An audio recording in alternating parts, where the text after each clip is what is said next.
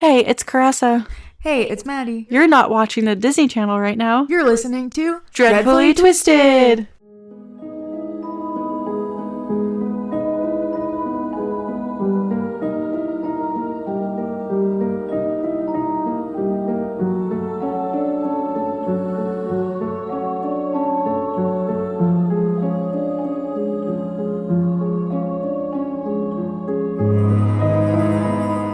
Hey, everybody.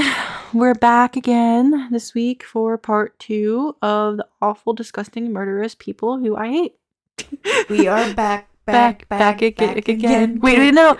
Dreadfully Twisted is back again. Dreadfully Twisted is back. Tell your friends, and family. We like sped up there at the end. Yeah, we did. But we stayed in sync. It was funny. So we're just hopping right in here after part 1. So we got no business to share. We got nothing. Except for I just realized that the part 1's gonna come out the day after Thanksgiving. Yeah. So I'm sorry for that. A very heavy case after a holiday. Sorry. That's okay. But happy Thanksgiving, everybody. Because I forgot to say that last episode because I can't believe Thanksgiving is this week. I know, what the heck? Well, this week for us, but yeah, next week for the week. This will be a week behind. Mm-hmm. But anyway, you get it. Like, yeah. we're a week behind. Or a week ahead, whatever. I don't really know. I'm dying right now. My brain's just breaking. This case is like... yeah. So heavy. Okay, so we talked about Roy and Lawrence's lives, like their early life. How they met, how they became terrible people. We talked about the first 4 victims: Lucinda Lynn Schaefer, Andrea Joy Hall, Jackie Doris Gilliam, Jacqueline Leah Lamp. So now, we're going to go on to the last victim, thankfully. I feel bad for these girls. I feel so bad for them. It was just like a matter of these people are just awful. And that they were just in the wrong place at the wrong time, which is awful. So let's jump right into it, because it's heavy. Wait, before we jump into it. What? I found on Peacock, there's apparently some kind of documentary thing about this. Okay. And it says, a criminologist shares 5 years of recorded interviews with one of America's most sadistic serial killers, as he describes his role in 1979 Toolbox Killer murders. Oh my gosh. Yeah. I'll send it to you. So if you guys want to watch that, what's the name of that? The Toolbox Killer. The Toolbox Killer on Peacock? Yeah. It's a documentary. I didn't watch that. I probably should have before I started this, but thank you. I'll probably watch that this week. Although, hearing stuff from the killer's perspective sometimes is even heavier. I know, yeah. Because, like, they normally don't have emotion in it. They normally say it just how it is, and it's just, like, awful. But I'll have to definitely watch that. Yeah, me too. And I do have a couple quotes in here. I probably should have said that. I do have a couple quotes in here, like during the trials and stuff, of like what they said. But yeah, we'll get there. So we're gonna go on to the last victim. Her name is Shirley Lynette Ledford. Which, like, all these girls' names are just so cute and pretty, and like they're pretty people. So I found a little bit more about her than I could with the last 2. Shirley Lynette Ledford was born March 4th, 1963 in Los Angeles, California. She preferred to go by her middle name, Lynette. She worked at a local McDonald's and was described as friendly and approachable. On Halloween night, she left the party and decided to hitchhike home after a disagreement with friends. Tragically, this decision led to her encounter with Lawrence Bittaker and Roy Norris. While specific details about her life prior to her murder is limited, what is known paints a picture of a typical teenager navigating her young life with friends and work. Her story is often remembered in the context of the horrific crime, but it is important to acknowledge her as a person with dreams and a life cut tragically short. Which is awful. She just left a Halloween party. I know. Because she had a disagreement with her friends. And it's just like... that's why I kind of believe to, like, not let things end on a bad note. Like, always try to resolve it, because you don't know what will happen. Like, life just does life. Mm-hmm. But I'm not like blaming her or her friends in any way. I'm just saying, like, for all of you listeners, just keep that in mind. Just try to solve things at the time. Okay. So Roy and Lawrence abducted their final victim, 16-year-old Shirley Lynette Ledford, on April. Why did I say April? It says October. My mind's everywhere. On October 31st, 1979.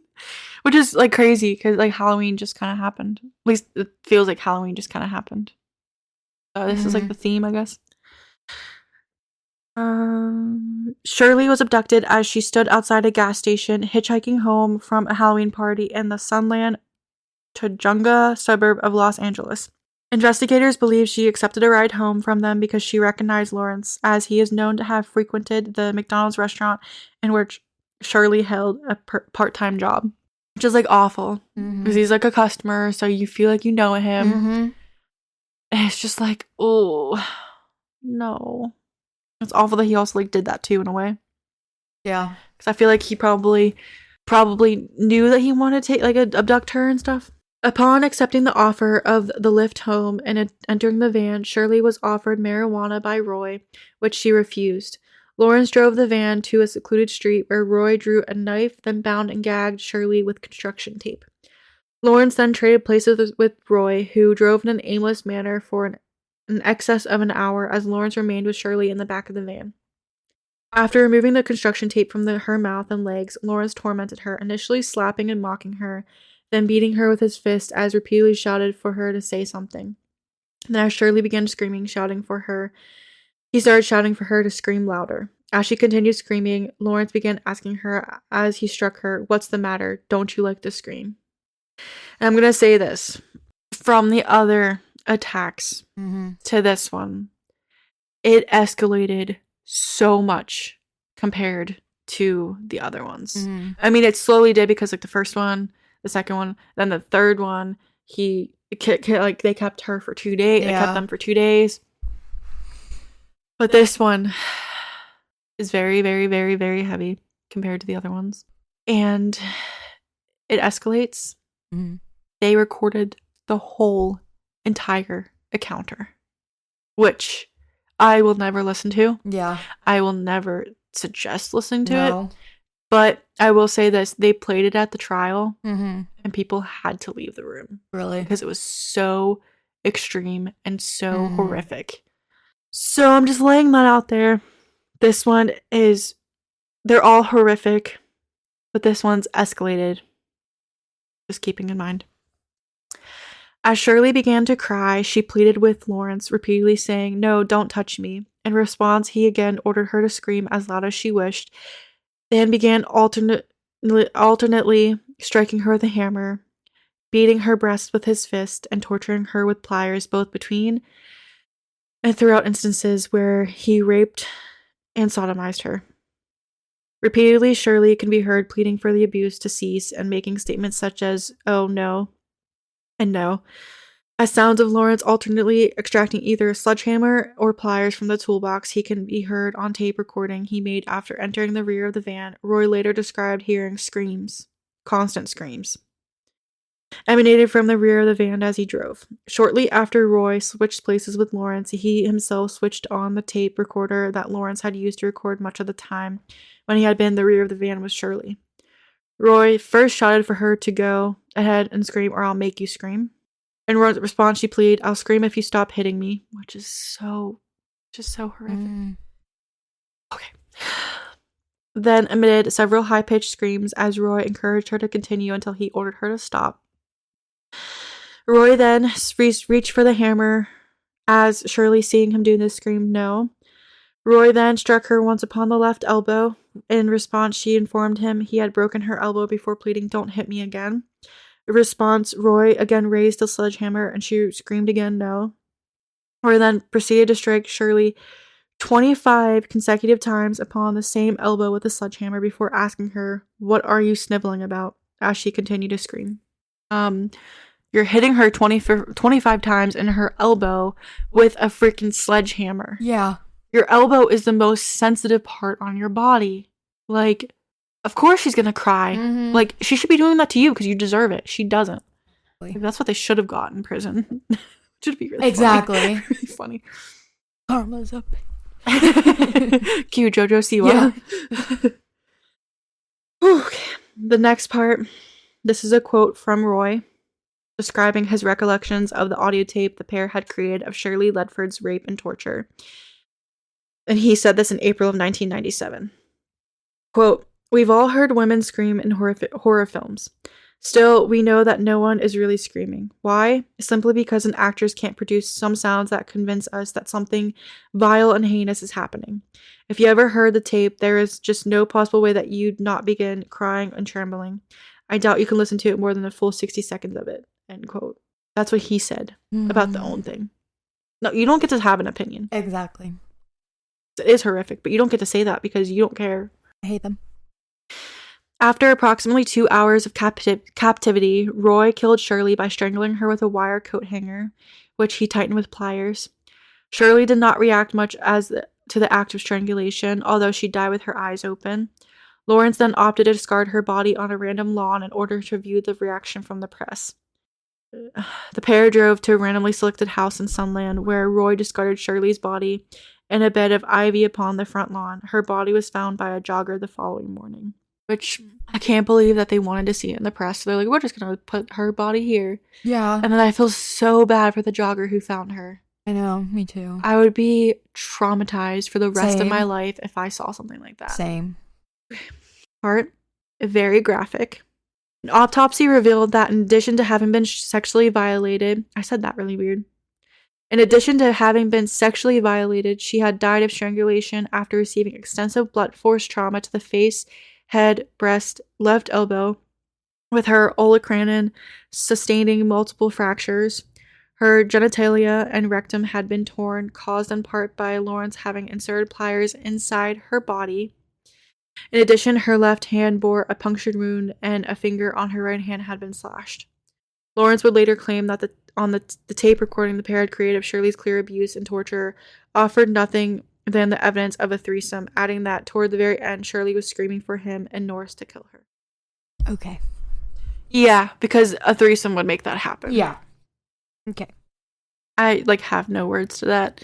Whenever I was researching this and I saw that, I was like, wow. And I just paused for a second. Because having to imagine, and I'm going to cry saying this, having to imagine her going through that. I know. Oh, I'm starting to tear up. I promise I want to do this, but I'm crying. Not happy tears this time from laughing. No. Okay.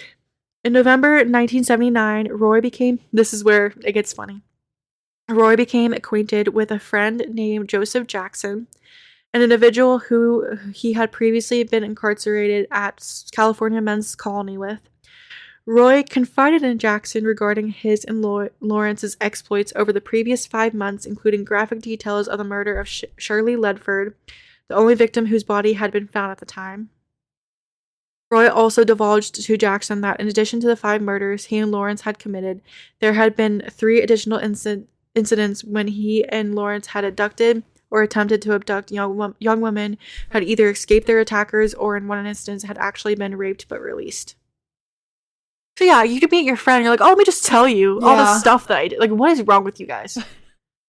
First you meet each other by confiding each other about this stuff, and then now you're trying to get another person in on it. Exactly. And you actually think that this person's actually gonna go for it? Do you actually think that? What is wrong with you? What is wrong with them? Right? What is wrong with you? Right. Yeah. Upon hearing Roy's confession, Jackson consulted his attorney, who advised him to inform authorities. Jackson agreed, and he and his attorney informed the Los Angeles Police Department, who in turn relayed the 2 men to the Hermosa Beach Police. Haha. Good job, Jackson. We appreciate you. Yes, we do. Because that's how you should react whenever you find something out. Exactly. You're like, let me go to my lawyer, because, your lawyer has to have your back, and then go to the police. You did everything right. Yeah. Thank you. You're an example of somebody who can go to prison and actually get reformed. Exactly. Thank you. Thank you. A Hermosa Beach detective named Paul Bynum was assigned to investigate Jackson's claims as Roy's confession of the murders. Attempted abductions and rapes that had been confided to Jackson had occurred between June and October. Bynum initially noted that Jackson's statements as to Roy's confessions did match reports on file of several teenage girls who had been reported missing over the previous 5 months. In addition, the incidents Roy had confided to Jackson where he claimed he and Lawrence had sprayed mace in the face of a woman who had been then dragged into the GMC van and raped by both men matched a report filed in relation to an incident that occurred on September 30th. In this filed report, a young woman named Robin Robeck had been sprayed in her face with mace before being dragged into a van and raped by 2 men in their mid-30s before being released.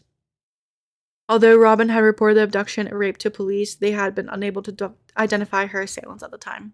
This is just a side note. There's so many numbers in this case. September 30th is Jeremy's anniversary. July 9th is my sister's birthday. And then June 24th is Jeremy's mom's birthday. It's just so crazy that I find a case that has like all these numbers in it, which I know has no relation whatsoever, but it's just ironic, you know? And then him being a machinist and Jeremy's a machinist, but they're totally 2 different people. Like, Jeremy would never do this. Yeah. But like, I'm just like, it's just crazy. Bynum dispatched an investigator to visit Robin at her residence in Oregon. Okay. To show her a series of mugshots. Without hesitation, Robin positively identified 2 photos presented to her as those of the men who had kidnapped and raped her on September 30th. The 2 individuals she identified were Lawrence Whitaker and Roy Norris. He is Noise, so. Yeah. Upon linking Lawrence Whitaker and Roy Norris to the rape of Robin Robeck, the Hermosa Beach police placed Roy under surveillance within days. They had observed his dealing in marijuana on November 20th, 1979, which was just 2 days ago. Oh my gosh. November 20th was just 2 days ago. Roy was arrested by the Hermosa Beach police for parole violation. The same day, at the Burbank motel where he resided, Lawrence was arrested for the rape of Robin Robeck. Although Robin had identified mugshots of them both, she was unable to positively identify her assailants in a police lineup. Police had observed Roy dealing in marijuana, whereas Lawrence had been in possession of drugs at the time of his arrest. Both were held on charges of parole violation. A search of Lawrence's apartment revealed several Polaroid photographs which were determined as depicting Andrea Hall and Jackie Gilliam, both of whom had been reported as missing earlier the same year. Inside Lawrence's van, investigators discovered a sledgehammer, a plastic bag filled with lead weights, a book detailing how to locate police radio frequencies. Wow. Jar of Vaseline, 2 necklaces later confirmed as belonging to 2 of the victims, and a tape recording of a young woman in obvious distress screaming and repeatedly pleading for mercy while being tortured and sexually abused. The mother of Shirley Ledford, named by Jackson as being one of the girls whom Roy had confessed he and Lawrence Whitaker had killed, identified the voice on the tape as that being her only daughter. The voices of the 2 men mocking and threatening Shirley in the process of her torture and abuse were identified as being Roy Norris and Lawrence Whitaker. Also found in Lawrence's motel were several bottles of various acidic materials. Investigators would later discover Whitaker planned to use these acidic materials upon their next victim. Jeez. So they were going to escalate again and start using acid. Yeah. Wow. And it's also horrifying. Yeah. Shirley's mom had to identify her daughter and listen to what her daughter had been through. Horrifying and sad. Yeah. It's like I could never imagine how much pain he went through listening to that. Inside Roy Norris's apartment, police discovered a bracelet he had taken from Shirley Ledford's body as a souvenir.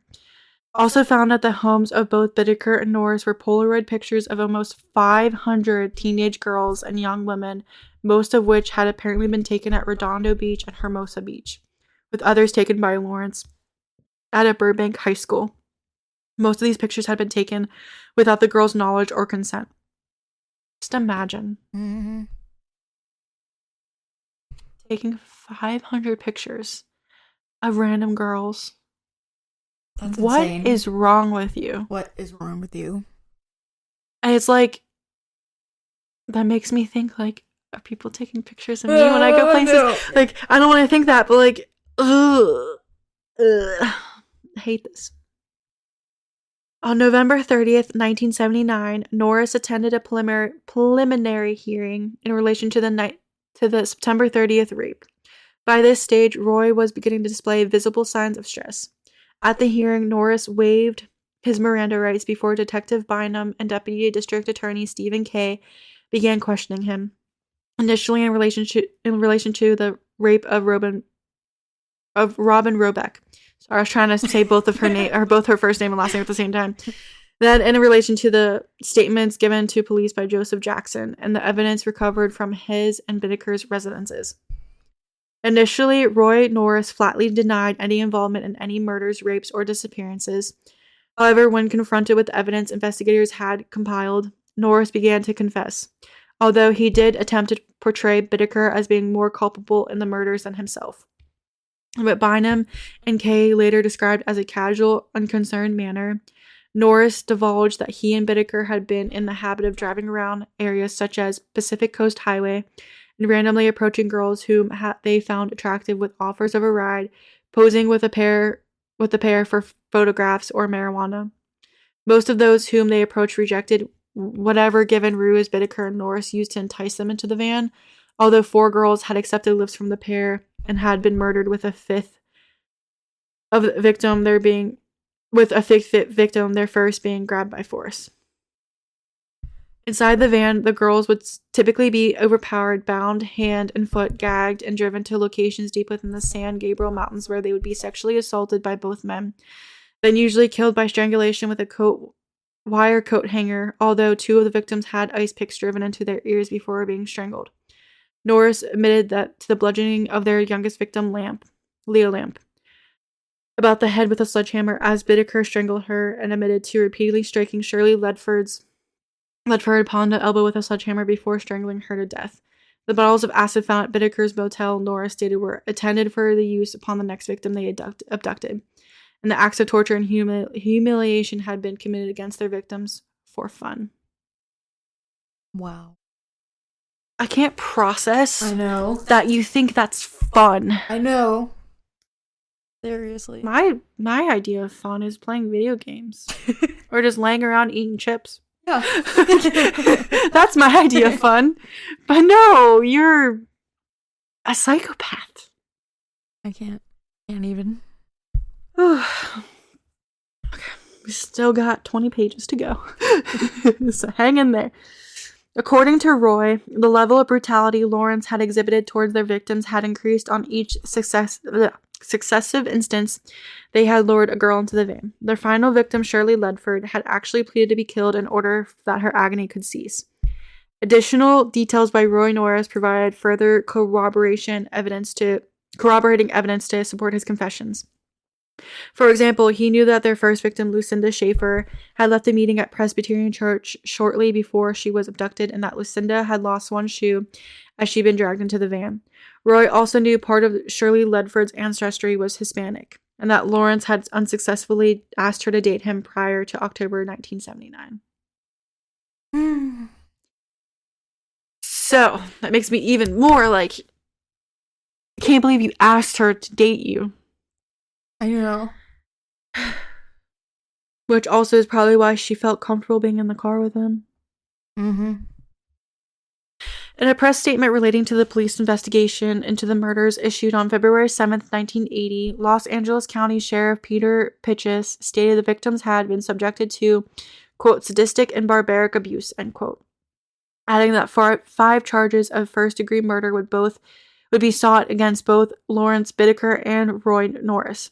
Sheriff Pitchess also stated that in relation to the Polaroid pictures found in Bittaker and Norris's apartments, police had located 60 of the young women depicted. None of them had been harmed, which is good. Pitches also stated that police had identified 19 of the women depicted in the pictures as being individuals who had been reported missing, and that these teenage girls and young women may have well been murdered.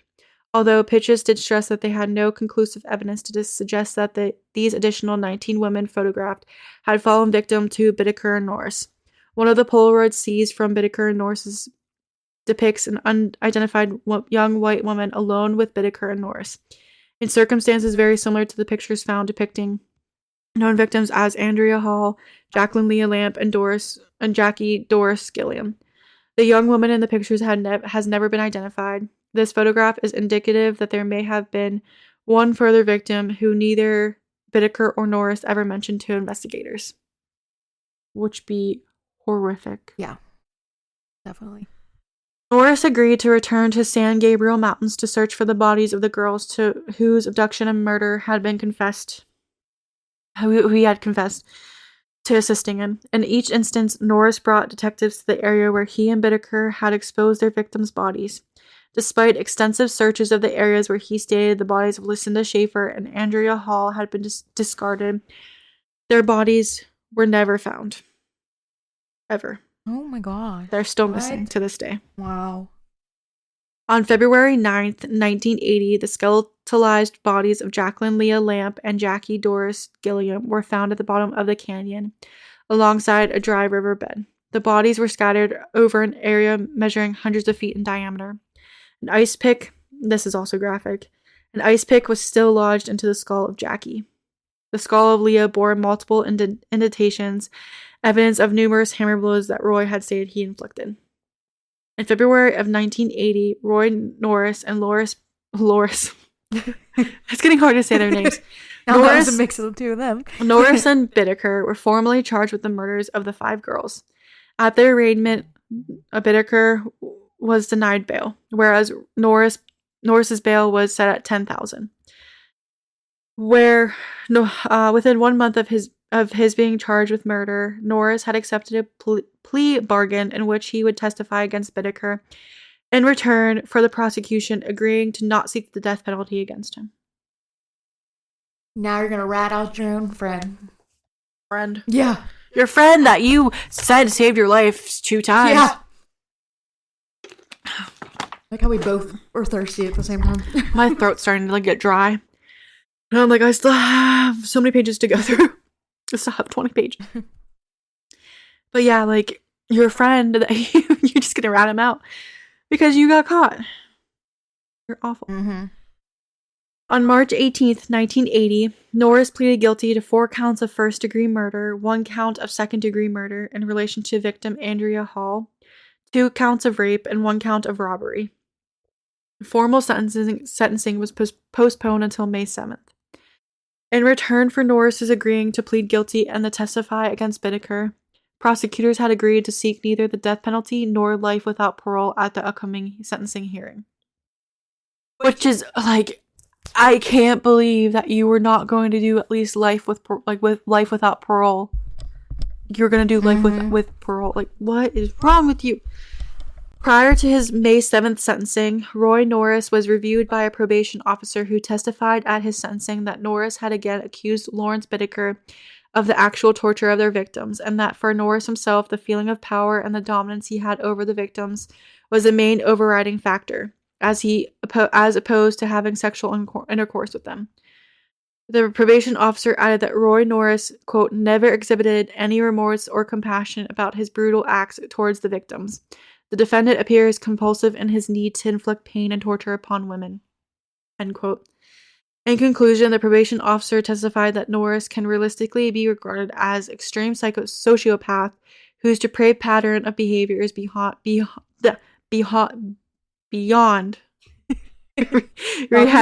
rehabilitation. Talking now is getting really hard. Talking for an hour and 30 minutes is very hard. Okay. You ready to get mad? Yes. On May 7th, 1980, Roy Norris was sentenced to 45 years to life imprisonment with eligibility for parole from 2010. Why? Because, the first 5 times he got arrested didn't work. So, we'll just let him out again. Oh, good police work. Ugh. Yeah. I'm lightly salted. Lightly? Not lightly salted. I'm heavily salted. Heavily salted. Yeah. I was like, extra salt. More sodium. Yeah. On April 24th, 1980, Bittaker was arraigned on 29 charges of kidnapping, rape, sodomy, and murder, in addition to various charges of criminal conspiracy and possession of a firearm. He was also charged with 2 counts of conspiracy to commit murder dating from December 1979, in which he had unsuccessfully attempted to persuade 2 inmates due to be released to murder. This is crazy. He had a conspiracy to commit murder dating from December 1979, in which he had unsuccessfully attempted to persuade 2 inmates due to be released to murder Robin Robeck in order to prevent her from testifying against him at his upcoming trial. The charges for rape of Robin Robeck would later be dropped because of lack of physical evidence, as well as Robin's failing to identify her attackers in lineup. But he was like, "Oh, I'm going to have these 2 inmates kill her whenever they get out." Yeah. Wow. Shaking my head. I'm just shaking my head. Kill him now. I know. Like, settle down. Give him the death penalty. Seriously. He deserves it. When asked by Judge William Hollingsworth as to how he pleaded, Bittaker remained silent, refusing to answer any questions. In response, the judge entered a plea of not guilty on his behalf. Bittaker's trial began on January 19th, 1981. He was tried in Torrance, California before Judge Thomas Fredericks. The star witness to appear for the prosecution at the trial of Bittaker was Norris, who began his testimony on January 22nd. Norris testified to how he became acquainted with Bittaker in jail and how the pair had formulated a plan to kidnap, rape, and kill teenage girls. Responding to the questions from the prosecutor, Norris stated that in June 1979, he had unsuccessfully attempted to abduct, to kidnap, and rape a woman who escaped unharmed. When he informed Lawrence Bittaker of this incident, they both agreed to act together on all future abductions. Wow. Yeah. Norris then chronologically recounted for the court the details of each of the 5 murders he and Bittaker had committed, in addition to the September 30th, 1979 rape of Robin Robeck, the attempted abduction of a woman named Jan Malin, who also occurred on September 30th, and the attempted abduction of an unidentified young woman on September 27th. In reference to the actual murders, Norris stated that he had unsuccessfully attempted to strangle Lucinda Schaefer. Lawrence had strangled her with a wire coat hanger. The pair then had thrown her body into a location at or near the San Dimas Canyon. In reference to the murder of Andrea Hall, Norris stated he had been told by Bittaker to drive to a nearby store to purchase some alcohol when Andrea Hall was murdered, after which he returned to find Bittaker smiling and holding Polaroid pictures he had taken of Andrea Hall after informing he had intended to kill her. With reference to the victims Jacqueline Leah Lamp and Jackie Doris Gilliam, Norris stated that the 2 girls were held captive for over a day before being murdered, adding that Bittaker had killed Jackie before he himself bludgeoned Leah and about the head as Bittaker strangled her. When discussing the abuse and torture of Shirley Ledford, Norris stated he had, upon the instance of Bittaker, committed the actual murder of Shirley Ledford, adding Bittaker had informed him that I shouldn't kill her because I hadn't killed anyone yet. Or I should kill her because I hadn't killed anyone yet. I knew this was coming, so I agreed. Wow. Norris then confessed to having killed Shirley Ledford by strangling her with a coat hanger, which he had tightened with pliers in much the same manner Bittaker had with the previous victims, Lucinda Schaefer and Leah Lamp. Norris then stated the pair had driven to Sunland, where he discarded Shirley Ledford's body upon the front lawn as Bittaker waited in his van. Which is crazy, because he was like, I haven't killed anybody, let something matter, I should do it. Yeah. What is wrong with you? What is wrong with you? Several witnesses testified as to Bittaker having shown them pictures of the victims he had retained as keepsakes, and which had been found in his motel. One witness, a 17-year-old neighbor of Bittaker named Christina Drale, testified that Bittaker had shown her a Polaroid picture that he'd taken of Jackie Gilliam before stating the quote, "The girls I get won't talk anymore," end quote. Drill then also stated that Bittaker had once played a cassette tape to her in which she heard two girls screaming and Bittaker laughing. Another witness testified was Lloyd Douglas, who had shared a jail cell with Bittaker following his November 1979 arrest.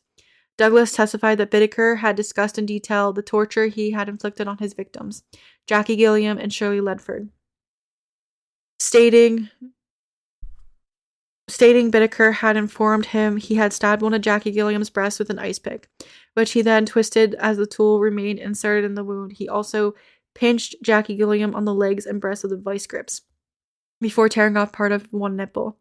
Douglas also stated Bittaker had informed him he had pulled on the genitalia and breast of Shirley Ledford with the same instrument and that he attempted to beat her breast back into her chest.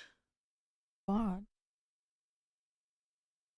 Defense contended that Roy Norris was the actual perpetrator of the murders and that Bittaker had only become aware of Norris's activities shortly before his arrest when Norris had informed him he had murdered several girls whom they both previously encountered and sexually assaulted. To support their case, the defense produced a friend of Norris named Richard Shootman, who testified that Norris had repeatedly divulged to him his desire to rape young girls. Shootman also testified that Roy Norris had informed him that the look of shock and fear on the face of a young girl was a prime sexual stimulus for him. In support of Bittaker's case, the defense also referenced the Polaroid images taken of the facial expressions of Andrea Hall and Bittaker's statements regarding Norris's revelations to Bittaker regarding his prime sexual stimulations while both were incarcerated in California men's colony in 1977. The most damning evidence presented at Bittaker's trial was 17-minute section of audio tape the pair had created of Shirley Ledford's abuse and torment.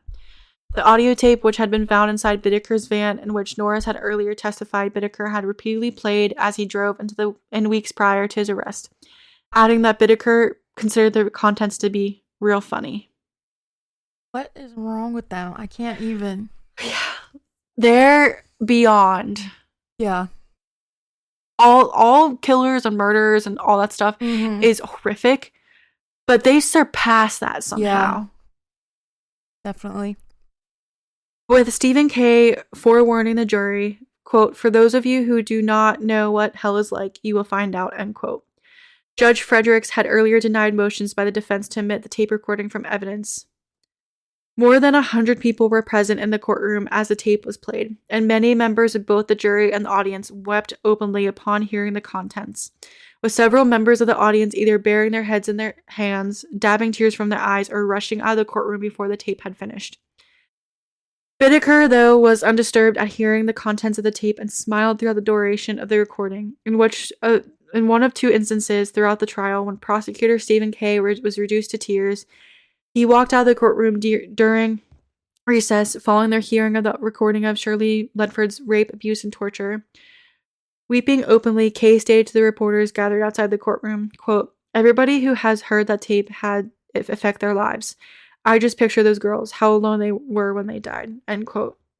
When questioned by reporters whether the audio tape should have been introduced into evidence, given the obvious psychological and emotional trauma caused to many in the courtroom through the contents being broadcast, Kay simply stated, quote, "You're darn right. The audio tape should have been.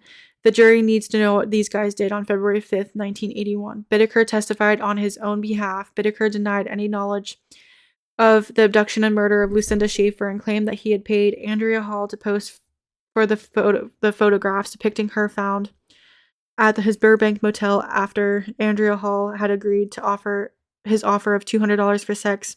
He then claimed Norris had walked Andrea into San Gabriel Mountains before returning alone and informing Bittaker he had told her to find her own way home," end quote. So then he was like, "Oh yeah, we just dropped her off and left her there. She died on her own." No, Definitely not. but her body was never found, so Yeah. they were trying to play that, I guess. Bittaker had a similar explanation for the double murder of Leah Lamp and Jackie Gilliam. He claimed Jackie Gilliam accepted his offer of money for sex and posing for pictures, and that he had seen the girls alone with Norris in his GMC van. With regard to the murder of Shirley Ledford, he claimed he claimed hold on, I need to drink water again. He claimed she agreed to theoretically scream for the tape recorder, and that she was not tortured in his presence but had been left alone with Norris in the van. Yeah, okay. Yeah, because she was acting. Sure. What is wrong with you? What is wrong with you? Bittaker's trial lasted over 3 weeks. On February 9th, 1981, the prosecution and defense counsels began their closing arguments. In the closing argument delivered by the prosecution, Kay apologized to the jury that he was only asking for the death penalty, adding that he wished the law permitted him to request that the same suffering be inflicted upon Bittaker that he had inflicted upon his victims. Good. Yeah. Kay then described Bittaker as an excuse for a man as he held pictures of each of the 5 murdered girls before the jury. Wow, he's a good lawyer. Mm-hmm. Seeking the death penalty for Bittaker, Kay referred to the case as one of the most shocking, brutal cases in history of American crime and added, "Make no mistake, ladies and gentlemen, a punishment of life imprisonment in prison would be a total, complete victory for him. If the death penalty is not appropriate in this case, then when will it ever be?" End quote. In his closing argument before the jury, Deputy District Attorney C. Randolph Ramsey discredited Bittaker's claims that, contrary to Norris's testimony, Shirley Lynette Ledford had agreed to scream, weep, and plead for mercy theatrically for the tape recording introduced as evidence, stating to the jury, "You've heard the sounds of this tape, Miss Ledford screaming, yelling, 'Don't touch me, no, no, no, no.' That tape should be sufficient corroboration by itself." Defense attorney Albert Garber requested that the jury discount the testimony of Norris, arguing the favor of Bittaker's claims that Norris had committed the actual murders and claiming the testimony of the prosecutors throughout the trial amounted a little more than bloodlust, adding to the prosecution had repeatedly recited the gory details of the murder. Garber harked to the earlier testimony of a psychologist named Michael Maloney, who had testified as Bittaker's inability to empathize with other people's feelings and emotions, in addition to the fact that, with the exception of Bittaker's 1974 stabbing of Gary Louis, all of Bittaker's previous criminal offenses were for non-violent offenses. Defense also claimed that insufficient cooperative evidence existed to convict Bittaker. I'm sorry, but no. He did it. Yeah. They lack the internal prohibitions or conscience that keep most of us from going full expression to our most primitive and sometimes violent impulses. Forensic psychiatrist Dr. Ronald Markman said during the analysis of Bittaker and Norris in 1989. On February 7th, 1981, after deliberating for 3 days, the jury found Bittaker guilty of 5 counts of first-degree murder, 1 charge of conspiracy to commit first-degree murder, 5 charges of kidnapping, 9 charges of rape, 2 charges of forcible oral copulation, 1 charge of sodomy, and 3 charges of unlawful possession of a firearm. Deliberations to whether Bittaker should be sentenced to death or life without parole began February 19th. The jury deliberated for just 90 minutes before they returned with a verdict. Bittaker was sentenced to death for the 5 counts of first-degree murder upon which the prosecution had sought this penalty. He showed no emotion as the verdict was delivered, although he did stare at the jurors. Superior Court Judge Thomas Fredericks then ordered Bittaker to appear in the court on March 24th for formal sentencing, where, on March 24th, in accordance to the jury verdict, Bittaker was formally sentenced to death. In the event that the sentence imposed was ever reverted to life imprisonment, Judge Thomas Fredericks imposed an alternative sentence of 199 years, 4 months imprisonment to take immediate effect. Bittaker appealed his conviction and sentencing, citing procedural errors such as the validity of his word to say. Of warrants used to authorize the search of his van and motel room, and the dismissal by the judge of a woman initially hired at the stage of the jury selection to advise the defense counsel in matters relating to the jury views upon the death penalty. Nonetheless, Bittaker's appeal was dismissed on June 22nd, 1989, and the court ruling with any procedural errors were minor and, in view of the strong evidence against Bittaker, did not affect the overall verdict. An initial execution date for Bittaker was set for December 29th, 1989. Bittaker appealed this decision, although on June 11th, 1990, the U.S. Supreme Court upheld the decision that he be executed. A renewed execution date was scheduled for July 23rd, 1991. Bittaker again appealed the decision of the U.S. Supreme Court that he be executed. It was granted a further stay of execution on July 9th, 1991. Oh my god, that's my sister's birthday. Again? Oh my god. Like, July 9th, 1991, yeah. That's when they were born. Wow. Wow, that's crazy. Which is also, I don't know. Whitaker granted several death row interviews following the 1981 conviction. He never expressed any remorse for his victims or his crimes, repeatedly stating that the only remorse he felt was that he felt that he had. Okay, let me read. Repeatedly stating that the only remorse he felt he had been for the fact that he and Norris were arrested, thus ruining his own life. Go ahead. Because you're only sorry because you got caught. He corresponded with numerous individuals, responding to letters he received with the nickname Pliers. Whitaker in reference to one of his implements he and Norris had used to torture and murder their victims. While incarcerated, Whitaker filed more than 40 frivolous lawsuits over issues as trivial as being served a broken cookie, a crushed sandwich by a prison cafeteria, which he cited as examples of his being subjected to cruel and unusual punishment. You're really upset over a broken cookie and a smushed sandwich whenever you murdered 5 innocent girls and tortured them and then sexually assaulted them. But you're upset because you got a broken cookie. What the actual F, like I can't even fathom what is wrong with these people. Like, at all. Like, how? Why? A broken cookie that they won't get to eat again. Yeah. I just want to strangle you myself. Yeah.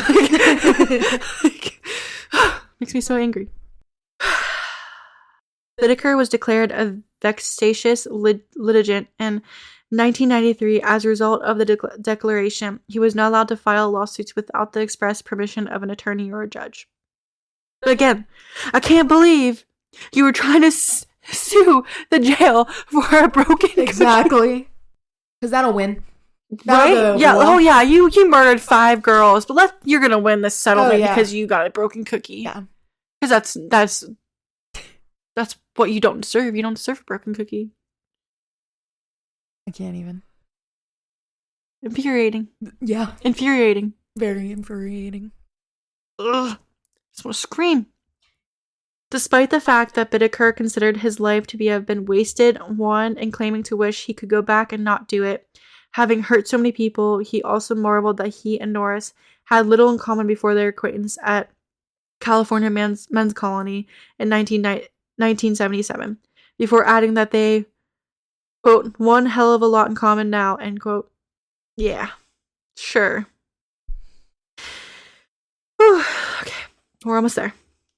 When asked in 2016 if he would ever consider writing to the victims' families, Whitaker claimed he was too ashamed to even try and beg for forgiveness. The sincerity of his expressions of remorse had been disputed by numerous professionals who referenced Whitaker's consistent reveling in his notoriety and who noted the fact that he would tailor his outlook on his actions to one of regret to those whose attention he had wished to maintain. But Whitaker died while incarcerated on death row at San Quentin State Prison on December 13th, 2019 at the age of 79. His death was reported as being due to natural causes, which is unfortunate. Yeah, very. Like, he should have been killed before that by death row. Yeah. By the death penalty, not by natural causes. And he shouldn't have lived to be 79. Exactly. Because the girls didn't get to live to 79. Nope. So. But that's beside the point. At least he's dead. Yeah. Norris was incarcerated at Richard J. Donovan Correctional Facility. He died of natural causes at California Medical Facility on February 24th, 2020, at the age of 72, having been transferred to the facility 1 week prior to his death. In the years following Norris's conviction, he had repeatedly claimed the sole reason he participated in the murders was out of fear of Whitaker. Norris also claimed that to have twice contemplated confessing to his and Whitaker's responsibility in the murders to the police. He also claimed to have deterred 3 potential victims for entering Whitaker's van. I don't believe you. No. I don't believe you. No. Like, if you didn't want to do it, you didn't have to. You could have said no. Exactly. Or you could have stopped it from the very moment it started. Although Norris readily admitted that he enjoyed the acts of rape with his victims, he claimed only Whitaker enjoyed the acts of torture and murder, stating, quote, I didn't enjoy killing, that was Lawrence Whitaker. It was his favorite part, watching the women struggle to live, knowing he'd soon be taking life away, end quote. Both investigators and psychologists have stated Norris derived equally extreme gratification from the domination, abuse, and torture inflicted upon the victims as Bittaker. These respective parties have also harked towards Norris's extensive history of physical and sexual violence against women prior to his meeting Bittaker. And he repeated instances of denial of culpability for his actions. Norris initially became eligible for parole in 2009. Norris declined to attend the parole hearing, thereby automatically deterring his parole eligibility for another 10 years. He was denied parole again in 2019 and died while still incarcerated the following year. Quote, I'm upset that he beat the system. He died a natural death, something that his victims didn't have a chance for. They had their whole lives ahead of them. They never got to get married, have children, or grandchildren. End quote, which Stephen K., the prosecuting attorney, said about Bittaker's death of natural causes on December 16th, 2019. Or that might have been 2021. I think it was 2019.